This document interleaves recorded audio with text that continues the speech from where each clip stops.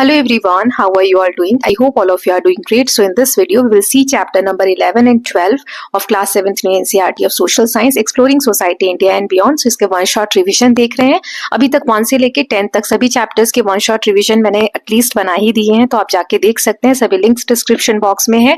बच्चे अभी भी कुछ चैप्टर्स मैम ये वाला बता दीजिए, वो वाला बता दीजिए. All chapters are already uploaded. Okay, so don't worry about that. Please go through the links given in the description box. चलिए स्टार्ट करते हैं chapter number 11 from barter to money और फिर देखेंगे चैप्टर नंबर 12. तो चैप्टर 11 की हम notes और समरीज वगैरह देख लेते हैं, एग्जाम बेस्ड क्वेश्चन प्रैक्टिस कर लेते हैं. So here we go. सबसे पहले हमने इस चैप्टर में क्या पढ़ा था? The barter system. Barter system क्या होता है? जब हम एक्सचेंज करते हैं गुड्स और सर्विसेज को, सामान को किसी को देते हैं, उसके बदले में कोई और सामान लेते हैं या कोई भी सर्विसेज लेते हैं विदाउट मनी. एक्सचेंज इसमें मनी का नहीं होता, सामान एक दूसरे से लेना देना करते हैं, तो उस सिस्टम को हम बार्टर सिस्टम कहते हैं.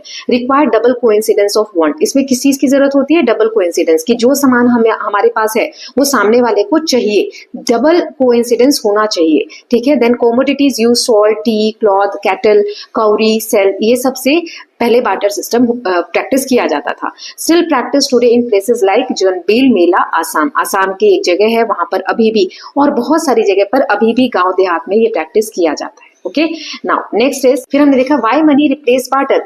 मनी ने क्यों जगह ले ली बार्टर सिस्टम की?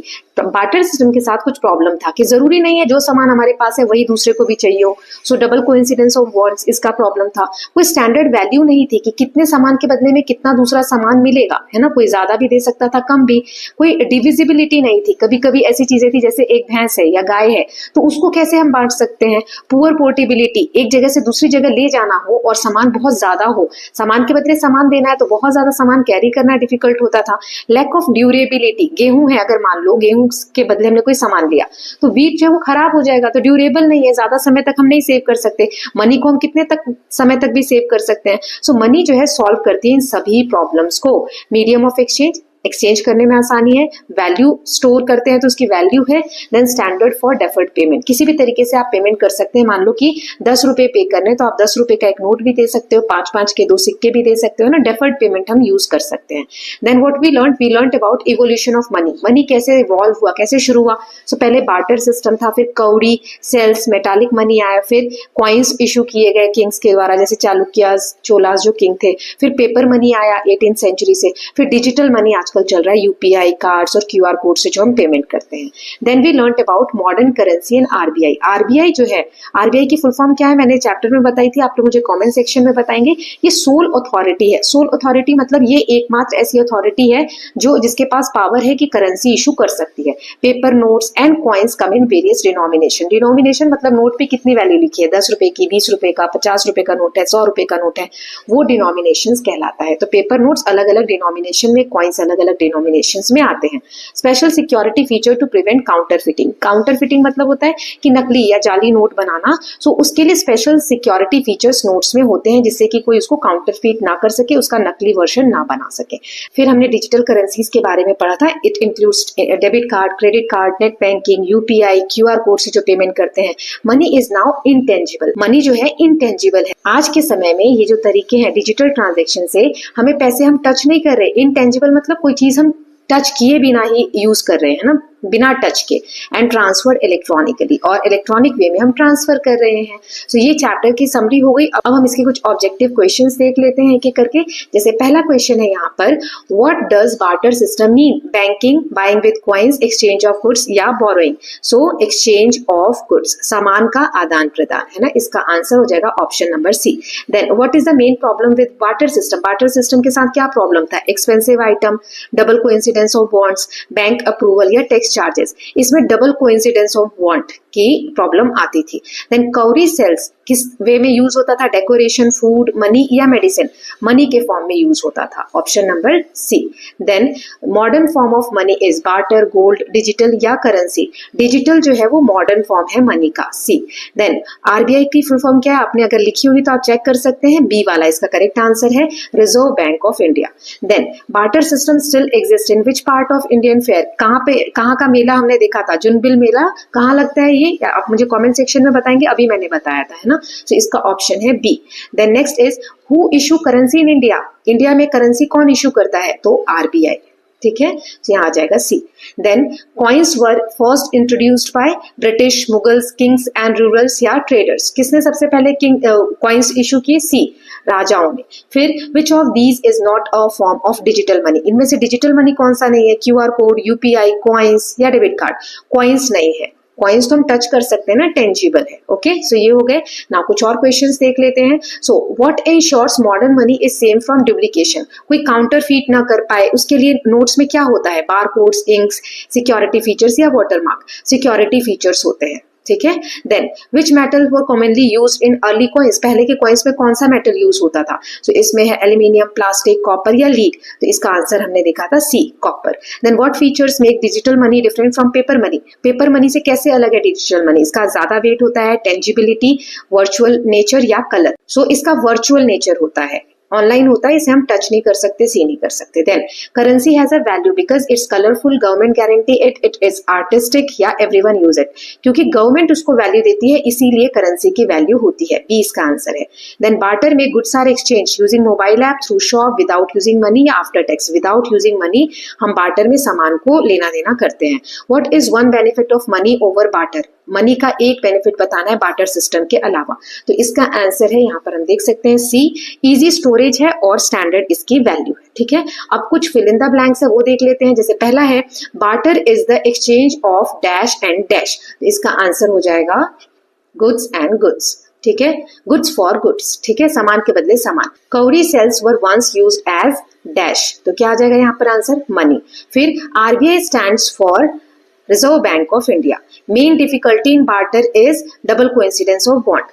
Dash coins were introduced by kings and rulers, metallic coins. Now, in barter system, there was no dash values of items. क्या नहीं होती थी values? किस चीज की? Standard value नहीं होती थी.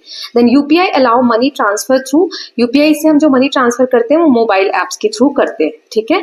Then today money can also be dash and not physical. And not physical, money जो है आजकल जरूरी नहीं है कि फिजिकल ही हो, डिजिटली भी हम यूज करते हैं।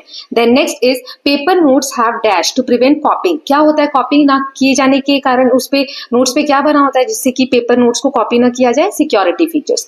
देन जुनबिल मेला जो है ट्राइब्स का, यहाँ पे एक्सचेंज होता है गुड्स का विदाउट यूजिंग, क्या यूज नहीं होता है इसमें? मनी, क्योंकि बार्टर सिस्टम यूज होता है। Then next is currency issue by RBI is called dash tender. क्या होता है ये जो आरबीआई करेंसी इशू करती है? Legal tender. ये सारी करेंसी लीगल होते हैं, गवर्नमेंट इनको अप्रूवल देती है। Barter system had problems of dash and portability. किस किस चीज की प्रॉब्लम है? डिविजिबिलिटी, कि हम डिवाइड नहीं कर सकते, और पोर्टेबिलिटी की कैरी नहीं कर सकते। Then dash replace the barter system gradually. किसने बार्टर सिस्टम को रिप्लेस कर दिया? मनी ने। देन एटीएम की फुल फॉर्म क्या है? टेलर मशीन, टी का और एम का तो दिया है, ए का क्या होता है? So automated.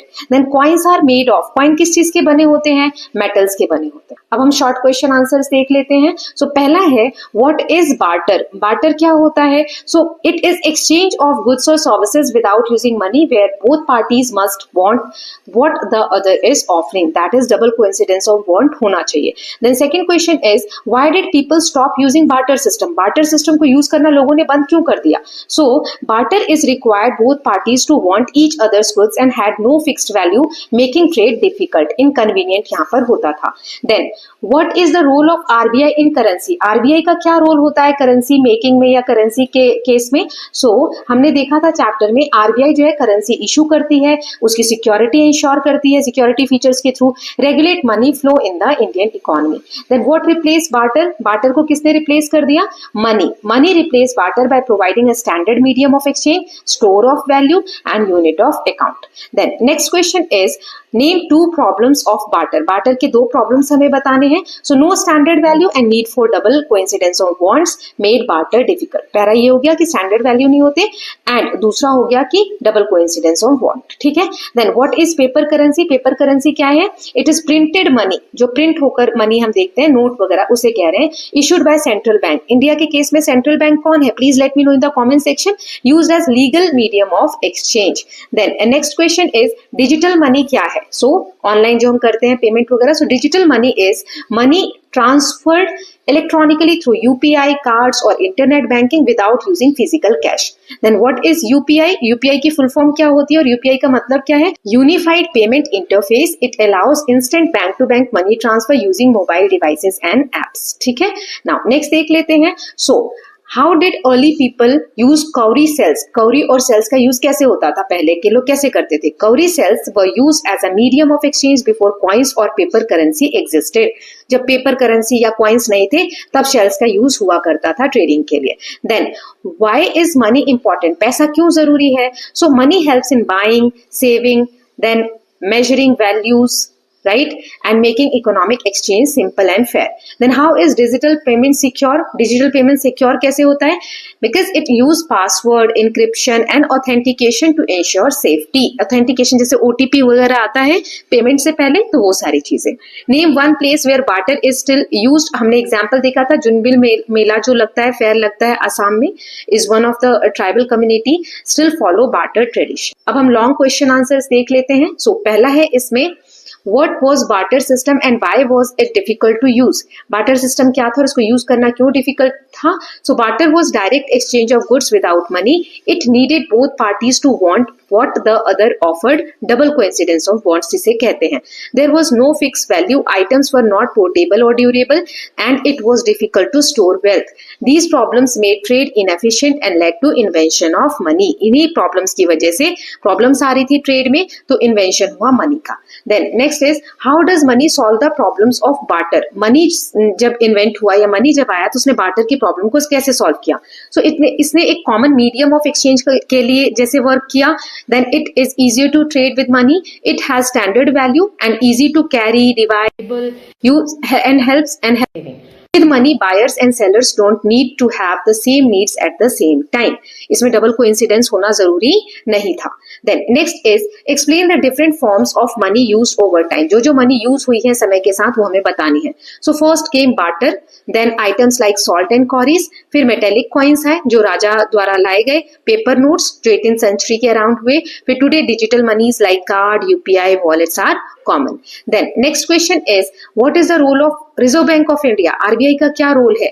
So RBI currency issue करती है, maintain its supply and ensure security features, manage करती है मॉनेटरी पॉलिसी को कि किस जो मनी का कन्वर्जन वगैरह होता है कि कितने डॉलर के बदले कितना रुपी होगा, बाकी चीजें जो मॉनेटरी पॉलिसीज होती हैं जो बड़ी क्लासेस में आप इकोनॉमी में पढ़ेंगे वो सारा मैनेज करना.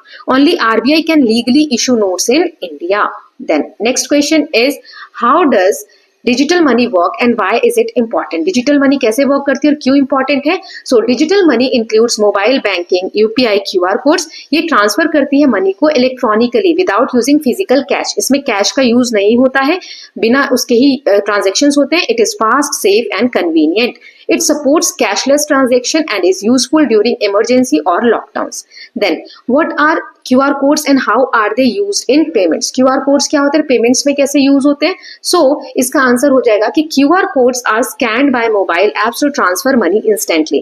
एक तरीके का कोड होता है जिसको स्कैनिंग के थ्रू मोबाइल फोन से यूज करके और पेमेंट किया जाता है. इसमें इंफॉर्मेशन होती है पे के अकाउंट की जिसको हम पे करने जा रहे हैं. Widely used in shops and transport for digital payments. Then next question is, how did coins came into use in India? India में coins का use कैसे आया? इसका आंसर है early rulers जो पहले के राजा थे जैसे Chalukyas, Cholas, introduced metal coins for trade. These coins had images or emblems and were used as trusted currency across India.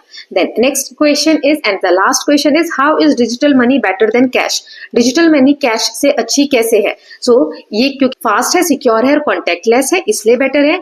और ये हैंडलिंग जो होता है कि प्रॉब्लम आती है नोट्स को कैरी करने में फिजिकली, उसे रिड्यूस करता है. It works 24/7 and does not need ATM और बैंक फॉर ईच ट्रांजेक्शन. हर एक ट्रांजेक्शन के लिए हमें ATM नहीं जाना, बैंक नहीं जाना. तो इस तरीके से डिजिटल मनी जो है बेटर है as compare to cash. Okay, so with this students we are done with chapter number 11 from barter to money. I hope these questions are going to help you in your examination. Now let us just move ahead with the notes and summary of chapter number 12, understanding market. Okay, so इसकी note summaries और exam based questions देख लेते हैं. Okay, सो यहाँ पे सबसे पहला topic है, इंट्रोडक्शन में हमने देखा था कि व्हाट आर मार्केट्स. मार्केट्स होता क्या है? So market is a place physical और ऑनलाइन मार्केट आजकल ऑनलाइन भी हो गए हैं, फिजिकल भी होते हैं, where buyers and sellers exchange goods and services, जहां पर बायर्स आते हैं यानी जिन्हें खरीदना है सामान, सेलर्स आते हैं जिन्हें बेचना है सामान, और वो गुड्स और सर्विसेज को एक्सचेंज करते हैं। These markets are known as bazaar, haat, मारुकाटे in different languages. अलग अलग लैंग्वेज में इन बाजार को, मार्केट्स को अलग अलग नाम से जाना जाता है। Markets connect people, goods, services, traditions and ideas. ये मार्केट ऐसी जगह होती हैं जहां पर लोग आते हैं, मिलते हैं, अपनी सर्विसेज को एक्सचेंज करते हैं, गुड्स को एक्सचेंज करते हैं, ट्रेडिशन, कल्चर, आइडियाज जो होते हैं वो भी एक्सचेंज यहाँ पर होते हैं। एक एग्जांपल आपकी टेक्स्ट बुक में दिया हुआ था, हम्पी बाजार, जो कर्नाटका के विजयनगर एम्पायर जो था वहां का एग्जाम्पल हमें मिला था। ये फेमस था for grains, silk, jewellery and animals, described by Portuguese traveller.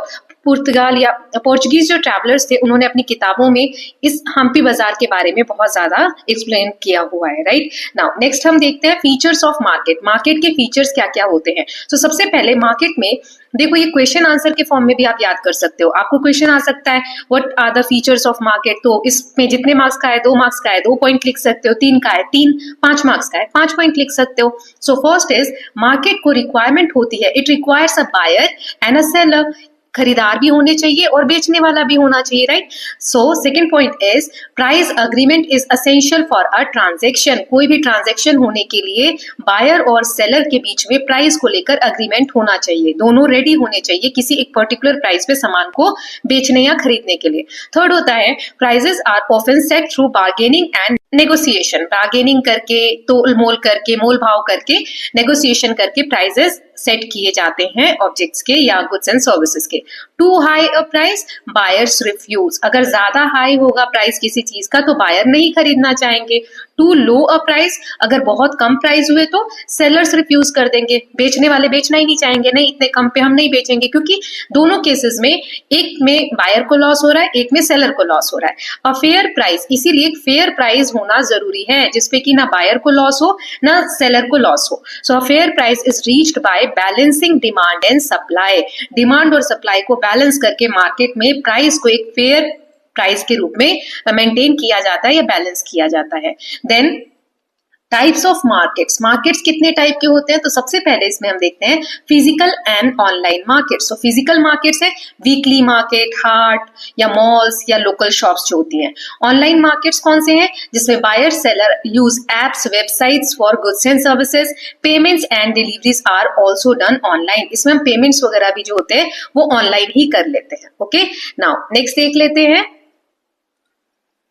B. इसमें होता है domestic and international market. Domestic markets कौन से होते हैं, मैंने आपको बताया था, जो कंट्री के बाउंड्री के अंदर हो। इंडिया के अंदर जो भी मार्केट्स हैं इंडिया की बाउंड्री के अंदर, उन्हें हम इंडिया के डोमेस्टिक मार्केट्स कहेंगे। इंडिया से कोई सामान अगर हम बाहर बेच रहे हैं दूसरी कंट्री में तो वो इंटरनेशनल मार्केट हो जाता है। अक्रॉस कंट्रीज, मतलब एक कंट्री से दूसरी कंट्रीज तक, थ्रू इम्पोर्ट्स एंड एक्सपोर्ट्स, वहां से हम सामान मंगा भी सकते हैं या सामान भेज भी सकते हैं। तो ये दूसरा टाइप हो गया मार्केट का। Now next is third is wholesale and retail market.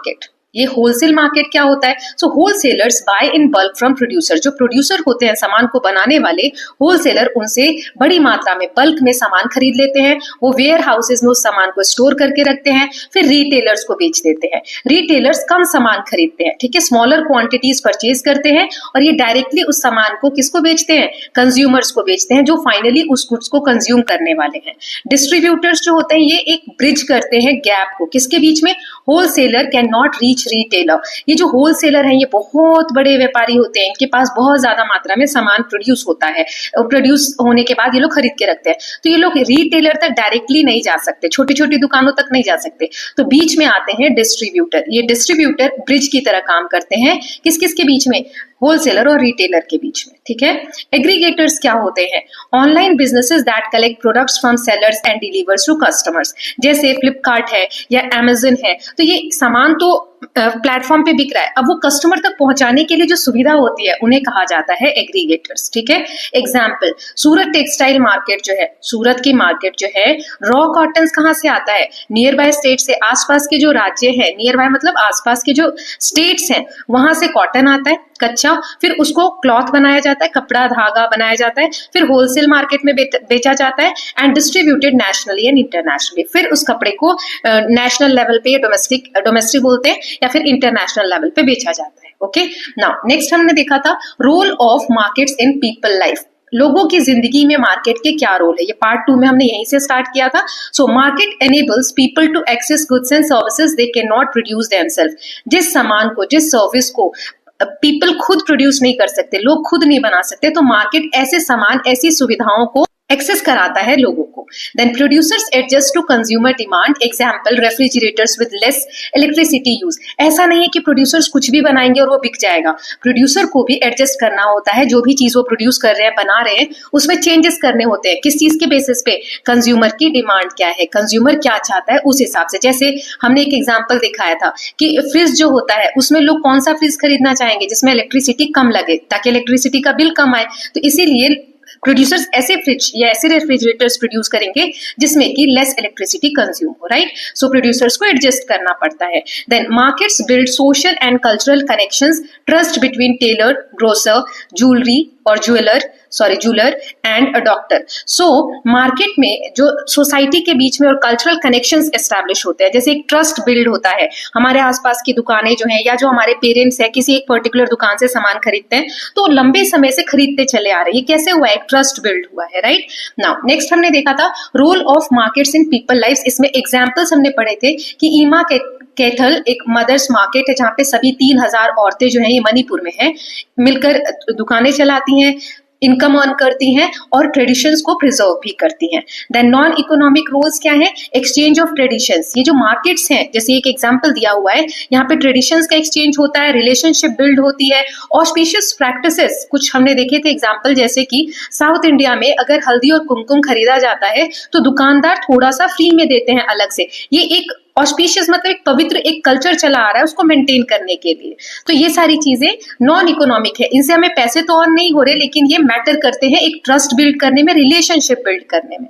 ठीक है, किसके बीच में?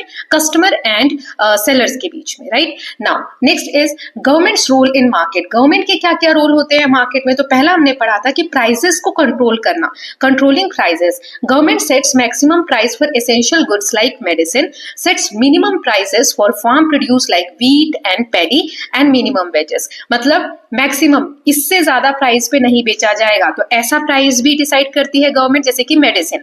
और मिनिमम प्राइस भी डिसाइड करती है गवर्नमेंट, मान लो कि धान की फसल, पैडी यानी धान जिससे चावल मिलते हैं, या व्हीट गेहूं, इसकी उपज ज्यादा हो गई है, तो ऐसा नहीं कि फार्मर को लॉस हो जाए। जैसे हमने टमाटर का एग्जांपल देखा था, है ना, टमेटो ज्यादा प्रोड्यूस हो जाते हैं तो उनको रोड पे फेंक देते हैं फार्मर्स, ऐसा भी नहीं होना चाहिए। इसीलिए मिनिमम प्राइस भी गवर्नमेंट सेट करती है। तो प्राइस को कंट्रोल करने का काम किसका होता है? गवर्नमेंट का होता है। Then what we learn, second role क्या है? Ensuring quality and safety standards. तो गवर्नमेंट की बहुत सारी एजेंसीज होती हैं, सर्टिफिकेट्स प्रोवाइड करती हैं, वो क्वालिटी सही होनी चाहिए प्रोड्यूस की। सो जो भी प्रोड्यूसर्स हैं उनको ये सर्टिफिकेट लेना पड़ता है गवर्नमेंट से कि जो वो प्रोड्यूस कर रहे हैं, जो बना रहे हैं, उसकी क्वालिटी सही है। जैसे एक हमने पढ़ा था FSSAI, इसका फुल फॉर्म आप मुझे कमेंट सेक्शन में बताएंगे। ये फूड सेफ्टी के लिए एक बॉडी है, ये इंस्टीट्यूशंस है। देन ISI मार्क, ये इलेक्ट्रिकल टायर्स, कंस्ट्रक्शन मटेरियल जो होते हैं उसमें दिया जाता है, इसकी भी फुल फॉर्म बताएंगे। देन एग मार्क में AG क्या स्टैंड करता है वो आप मुझे कमेंट सेक्शन में बताएंगे। और एग्रीकल्चरल प्रोडक्ट्स। B, ये हमने देखा था कि इसकी भी फुल फॉर्म आप बताएंगे, मैं नहीं बता रही। एनर्जी एफिशिएंसी के केस में ये रेटिंग्स प्रोवाइड करता है, ठीक है।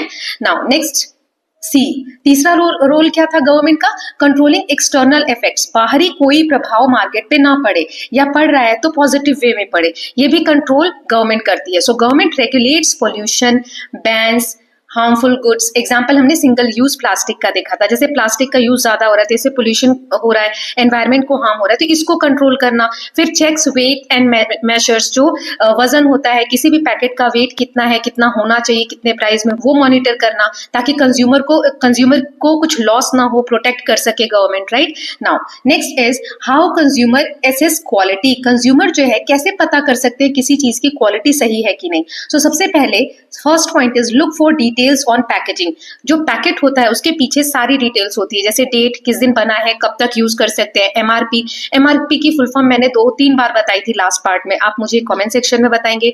देन वेट, मैन्युफैक्चरर कौन है, उसका एड्रेस क्या है, इंग्रेडिएंट्स क्या क्या सामान उसमें यूज हुआ है, certification logos. Then government certifications helps ensure safety and standards, government जो सर्टिफिकेट्स प्रोवाइड करती है उससे भी सेफ्टी स्टैंडर्ड्स जो होते हैं मेंटेन होते हैं।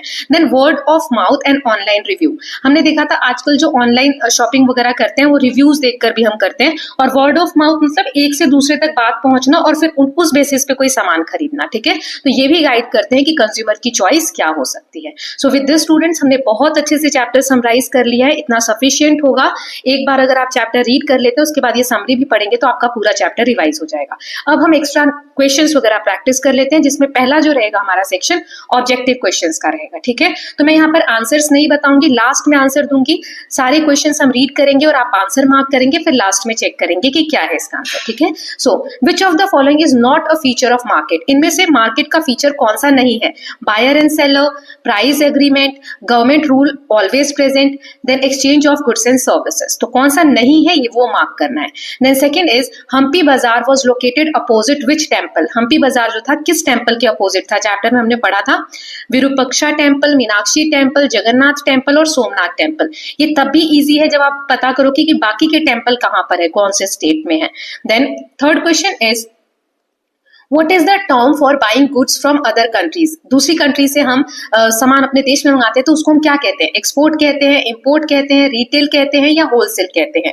Then online markets are run by farmers, aggregators, wholesalers या डिस्ट्रीब्यूटर्स। कौन चलाते हैं ऑनलाइन मार्केट्स को? एक टर्म हमने पढ़ा था, अभी मैंने इसमें भी बताया था आपको, समरी में भी। Then Surat is famous for, Surat किस चीज के लिए फेमस है? Spices, diamonds and textiles, iron and steel, then tea plantation. Then which market deals in bulk quantities, ज्यादा सामान किस मार्केट में डील किया जाता है? रिटेल में या होलसेल में, ऑनलाइन में या डोमेस्टिक में। देन क्वेश्चन नंबर 7 देख लेते हैं। So Ima Keithel market is run entirely by, कौन चलाता है इनको? बच्चे चलाते हैं, मेन चलाते हैं, विमेन चलाते हैं या गवर्नमेंट ऑफिशियल्स चलाते हैं। Then which certification mark is use for agriculture product, agriculture product के लिए इनमें से कौन सा सर्टिफिकेशन मार्क यूज होता है? ISI, एग मार्क या FSI या BEE, ठीक। देन नेक्स्ट क्वेश्चन देख लेते हैं। Cold storage facilities are mainly for, cold storage जो फैसिलिटीज होती है किसके लिए होती है? कपड़ों के लिए होती है। पेरिशेबल गुड्स, पेरिशेबल मतलब जो सामान खराब हो जाए जल्दी से, या व्हीकल के लिए होते हैं या इलेक्ट्रॉनिक्स के लिए होते हैं। Then which agency issue ISI mark, ISI mark कौन इशू करता है? Bureau of energy efficiency, bureau of Indian standard, FSI या एग्रीकल्चर मिनिस्ट्री। क्वेश्चन नंबर 11 देख लेते हैं। Which is example of public good, private car, public car, smart TV या mobile app. Public good मतलब जो सबके लिए होता है, वो कौन सा है इसमें से? Then what role do distributors play, distributor का क्या रोल होता है? Sell in bulk only, connect wholesaler to retailer, sell directly to consumer या प्रोवाइड सर्टिफिकेशन। इनमें से कौन सा रोल है? देन क्वेश्चन नंबर 13 देख लेते हैं। Which product commonly has a B star rating, fruits, electronics, medicine या ज्वेलरी। इनमें से कौन सा B स्टार रेटिंग का प्रोडक्ट है? Then why do vegetable seller reduce prices late at night, रात में जब देर हो जाती है तो आप सुनते होंगे कि अरे देर हो गई, सब्जियां सस्ती मिल जाएंगी। तो ऐसा क्यों होता है? ताकि प्रॉफिट इंक्रीज हो जाए, टू क्लियर स्टॉक क्विकली, जो उनके पास स्टॉक है जल्दी खत्म हो जाए, गेट गवर्नमेंट सब्सिडी, गवर्नमेंट से सब्सिडी पाने के लिए, या to compete with malls, mall से कंपटीशन करने के लिए। Then last question is which practice shows cultural significance of market, online review, then exporting oil, giving haldi and kumkum, then bargaining for clothes। इनमें से कौन सा कल्चर को signify करता है? सो ये 15 क्वेश्चंस हमने देखे, इनके आंसर्स देख लेते हैं सभी के। सो MCQ है। पहला जो था हमारा कि गवर्नमेंट रूल ऑलवेज प्रेजेंट, ये वाला जो पॉइंट है ये नहीं है उसका पार्ट, ठीक है, आप चेक कर लीजिएगा क्वेश्चन में। विरूपाक्षा टेम्पल जो है उसके सामने हमने देखा था कि हार्ट है वो वाला। देन इम्पोर्ट वर्ड जो होता है जब अपने देश में हम सामान मंगाते हैं उसको कहा जाता है। देन एग्रीगेटर्स जो होते हैं वो ऑनलाइन मार्केट्स को कंट्रोल करते हैं या रन करते हैं। डायमंड एंड टेक्सटाइल के लिए सूरत फेमस है। देन होलसेलर जो होते हैं वो बड़ी मात्रा में सामान को बल्क मार्केट जो होता है उसको मेंटेन करते हैं। विमेन जो है वो रन करती हैं मार्केट, जो मणिपुर वाला हमने देखा था। देन एगमार्क का साइन यूज होता है एग्रीकल्चर प्रोडक्ट्स के लिए। पेरिशेबल गुड्स को स्टोर करने के लिए कोल्ड स्टोरेज होते हैं। ब्यूरो ऑफ इंडियन स्टैंडर्ड ये इशू करता है, जो भी वहां पर उस क्वेश्चन में पूछा गया था कि सर्टिफिकेशन कौन इशू करता है। पब्लिक पार्क जो है वो सभी लोगों के लिए होते हैं, पब्लिक गुड्स होते हैं ये। कनेक्ट होलसेलर टू रिटेलर ये किसका काम होता है? डिस्ट्रीब्यूटर्स का होता है। इलेक्ट्रॉनिक आइटम्स पे आपको बीई जो BEE वाला जो हमने क्वेश्चन पढ़ा था, ये सर्टिफिकेशन आपको इस पे देखने को मिलता है जो स्टार रेटिंग होती है। टू क्लियर स्टॉक्स क्विकली रात में जो सब्जी वाले कम रेट पर बेचते हैं ताकि उनका जो बचा हुआ सामान है जल्दी से बिक जाए। फिर जो हल्दी और कुमकुम देते हैं दुकानदार बिना पैसे के, वो होता है कल्चरल सिग्निफिकेंस मेंटेन करना मार्केट का। Okay, so I hope these questions are going to help you. Now next is fill in the blanks. यहाँ पर क्वेश्चन रीड करूंगी, आंसर्स आप लोग खुद देख लेंगे, लास्ट में दिया हुआ है, ठीक है। सो पहला है a place where buyer and seller meet to exchange goods is called dash. The Hampi Bazaar flourished during which empire? Dash empire. The amount a buyer agrees to pay for goods is called dash. The flow of goods within a nation's boundary is known as dash market. Then when goods moves across national boundaries, it is called dash. Then next देख लेते हैं, wholesaler usually buy goods directly from dash. Then in online market, company that manage sellers and buyers is called an dash. Then Surat is also known as a hub of dash cutting and polishing. Then Ima cattle market is located in dash. Then the dash logo ensures food safety and standards. तो क्या आएगा इसमें, आप fill करेंगे। Then next is ISI mark is issued by dash Indian standard. Then government fixes dash wages to protect workers. Cold storage are used to preserve dash goods. Dash is the certification for agricultural products and the dash rating shows the energy efficiency of electrical appliances. So इनके answers मैं दिखा देती हूँ, आप लोग match कर लेंगे जो आप लोगों ने फिल किया है उससे। So यहाँ आंसर्स है, प्लीज मैच देम और बताइए किसको कितने मार्क्स आए हैं। नाउ अब हम देख लेते हैं शॉर्ट क्वेश्चन आंसर। सो यहाँ पे जो 2-2 मार्क्स के 4-4 मार्क्स के जो क्वेश्चन आते हैं, 2 या 3 मार्क्स के, उसमें आप ये वाले सारे क्वेश्चंस लिख सकते हैं। ओके, सो ये रहे सारे क्वेश्चन, पॉज करके लिखने का ट्राई करिए।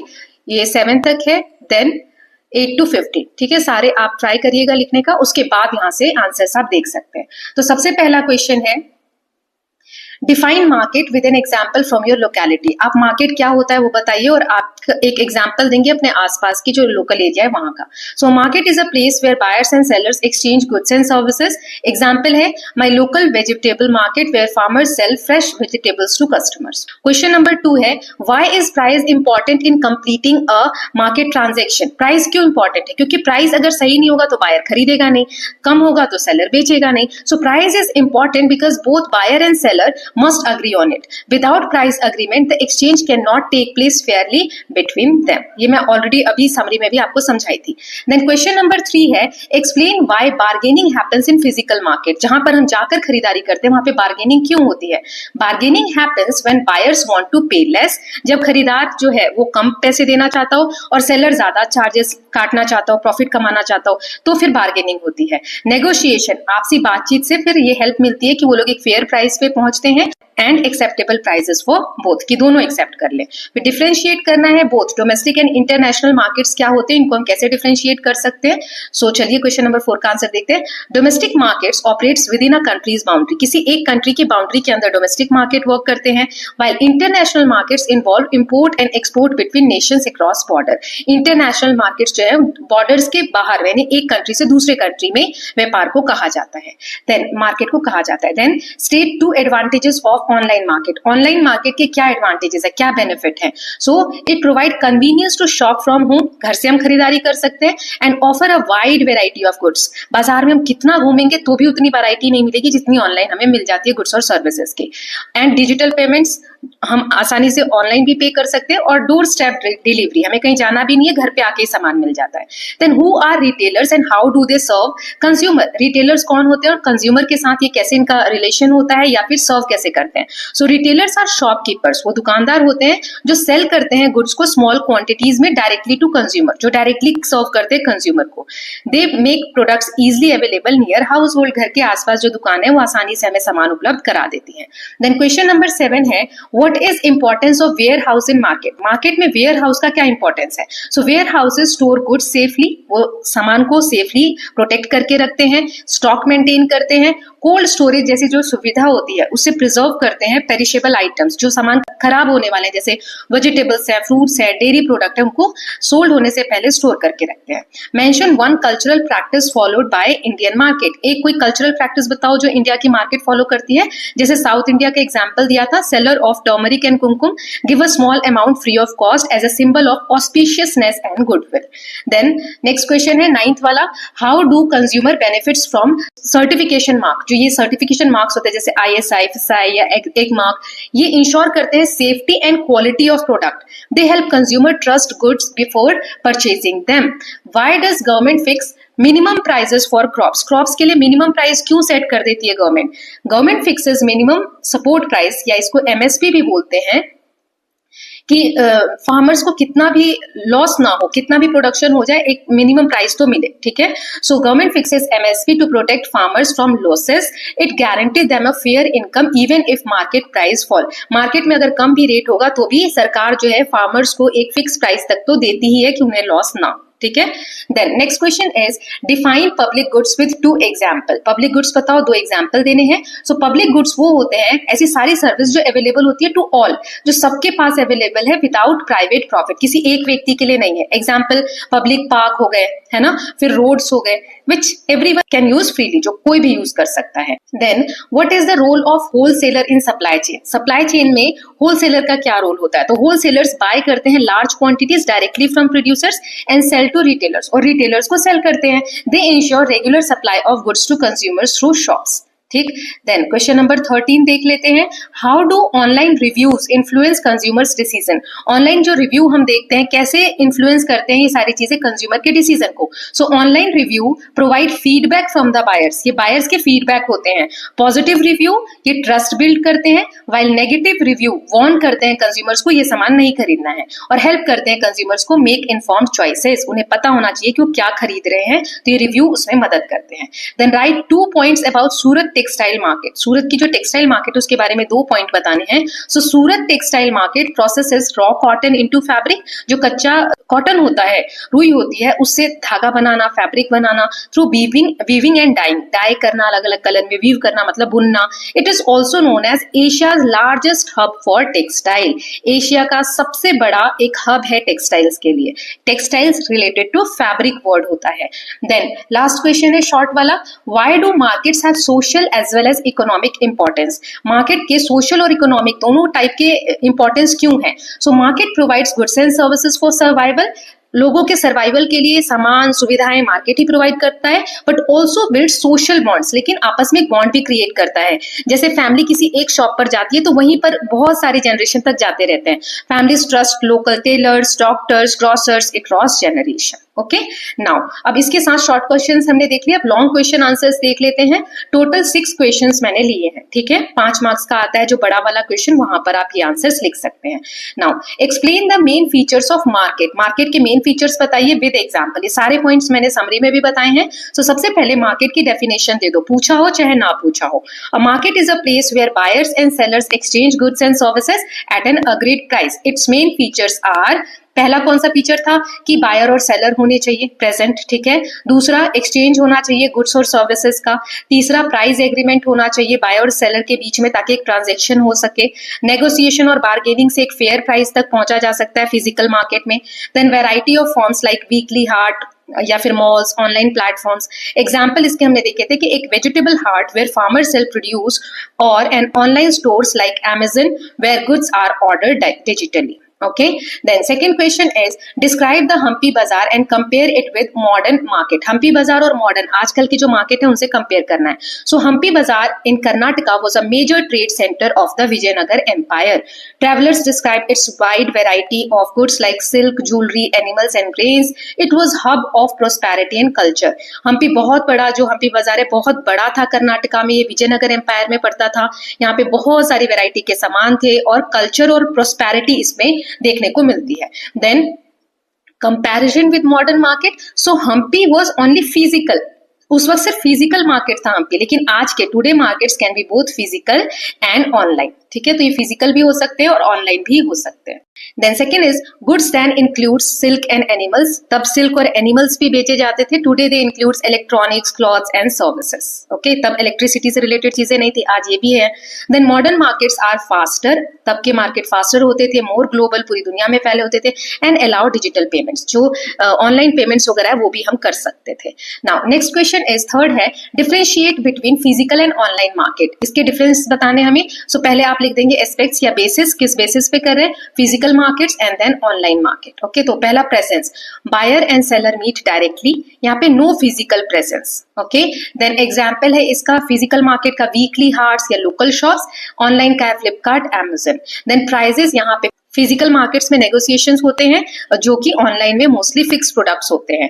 देन एक्सेस अगर हम करें तो लिमिटेड होते हैं, लोकेशन में ही हम जा सकते हैं, ये ग्लोबली कहीं से भी हम सामान खरीद सकते हैं अगर ऑनलाइन मार्केट की बात करें तो। Okay, now next question is question number 4, हमें इसमें रोल बताना है होलसेलर का, रिटेलर का और डिस्ट्रीब्यूटर का सप्लाई चेन में क्या रोल होता है। सो होलसेलर जो होते हैं ये बल्क में सामान खरीदते हैं प्रोड्यूसर से, उसको स्टोर करते हैं वेयर हाउस में और बेचते हैं रिटेलर को। रिटेलर जो है स्मॉल क्वांटिटी में सामान खरीदते हैं और डायरेक्टली वो कंज्यूमर को सेल करते हैं, मेकिंग गुड्स अवेलेबल डेली। और डिस्ट्रीब्यूटर्स जो होते हैं वो होलसेलर और रिटेलर के बीच में कनेक्ट का काम करते हैं in distant area. Together they ensure smooth movement of products from producers to consumer, making market efficient. सब मिलकर एक ऐसा सिस्टम बनाते हैं जिसमें कि सामान आसानी से बनने वाले से लेकर कंज्यूमर तक आसानी से पहुंच जाए। ठीक है, then next question is define और discuss the government's role in market with example. Government के क्या रोल होते हैं मार्केट में, एग्जांपल से बताना है। सो गवर्नमेंट जो है रेगुलेटर का काम करती है, it regulates market to protect both buyers and sellers. जैसे पहला, it fix maximum price for essential like medicine, it sets minimum support price for crops and minimum wages for workers, it ensures quality and safety standards through marks like FSSAI, ISI, egg mark and B. It controls negative effect like pollution by banning harmful items such as single-use plastic. Thus, government balance fairness, quality and consumer protection. ये सारे points already समझा चुकी हूँ, तो यहाँ पर दोबारा से मैं नहीं समझा रही हूँ. Then next और last question is what is importance of certification mark for consumer? ये जो certification mark होते हैं इसका क्या importance है consumer के लिए, हमें example देना है. So certification mark ensure या assure करते हैं consumer को about quality and safety of any product. जैसे FSSAI है, ये फूड सेफ्टी इंश्योर करता है कि फूड जो है वो सेफ है कि नहीं कंज्यूमर के लिए. ISI मार्क जो है ये सेफ इलेक्ट्रिकल अप्लायंसेस के लिए होता है. एग मार्क जो होता है ये एग्रीकल्चरल प्रोडक्ट्स के लिए होता है. BEE स्टार रेटिंग जो होते हैं एनर्जी एफिशिएंसी के लिए होते हैं. These marks help buyers make informed choices, protect health and money and build trust in the products. Okay, so with this students we are done with both the chapter number 12 also, and here you can see chapter number 11 and 12. So with this we are completed one short revision of all each and every chapter of your class 7th NCERT of social science, exploring society, India and beyond. Okay, so I hope all of you are loving these videos. If you are doing so, please like and share it, and don't forget to subscribe the channel for more such videos. Thank you so much.